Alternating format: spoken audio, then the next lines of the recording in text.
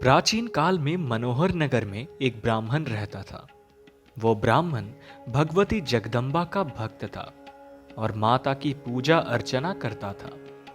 उस ब्राह्मण की अति संस्कारवान व सुंदर सुमति नाम की एक कन्या थी। जब ब्राह्मण दुर्गा माता की पूजा कर हवन करता तो वो कन्या वहां उपस्थित रहती थी।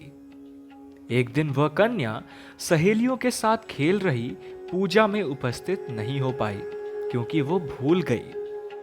अपनी कन्या द्वारा की गई इस गलती से ब्राह्मण को उस पर क्रोध हुआ। क्रोध करके उसने अपनी कन्या से कहा, आज तुमने भगवती का पूजा नहीं किया, मैं अब तुमसे क्रोधित हूं। मैं तुम्हारा विवाह किसी रोगी और दरिद्र से करूंगा।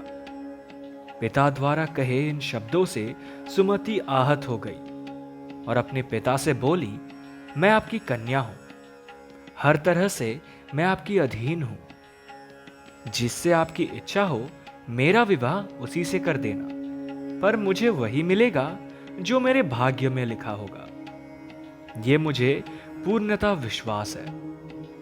जैसे अग्नि में घी डालने से अग्नि और अत्यधिक प्रज्वलित होती है, उसी तरह बेटी द्वारा कहे गए इन वचनों से वो ब्राह्मण और क्रोधित हो गया और क्रोध की अग्नि में जलते हुए उसने अपनी कन्या का विवाह एक कुष्ठ रोगी से कर दिया। वो उसे विदा करते हुए बोला कि हे पुत्री, अब तुम अपना कर्म फल भोगो।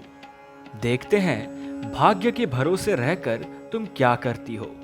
वो कन्या ऐसा पति पाकर दुखी थी, लेकिन उसने सोचा कि अपने भाग्य में लिखे गए को कोई नहीं मिटा सकता। ऐसा सोचकर वो अपने पति के साथ वन में चली गई। वे रात्रि दोनों ने बहुत कष्ट से व्यतीत करी। सुमति की ऐसी दशा देखकर देवी भगवती वहां प्रकट हुई और बोली, मैं तुमसे प्रसन्न हूं, तुम जो चाहे मुझसे मांग सकती हो। सुमति ये देखकर अचंभित रह गई और बोली, हे देवी, आप कौन हैं और मैंने ऐसा कौन सा पुण्य किया है जिस वजह से आपकी कृपा प्राप्त हो रही है।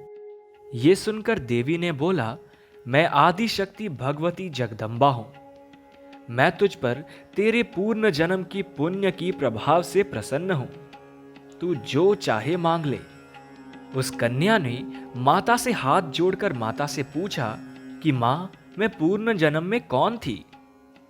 पूर्ण जन्म में तुम एक निषद यानी भीम की स्त्री थी। तुम अति आस्था रखने वाली मेरी एक भक्त थी। एक दिन परिस्थिति के वशीभूत होकर तुम्हारे पति ने चोरी करी और इसके लिए राजा के सैनिक उसके साथ तुम्हें भी ले गए और काल कोठरी में डाल दिया। वहां तुम दोनों 9 दिनों तक रहे। वहां ना तुमने भोजन किया ना जल ग्रहण किया।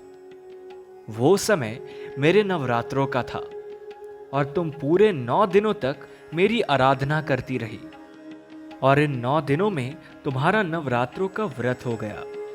मैं उससे बहुत ही प्रसन्न हुई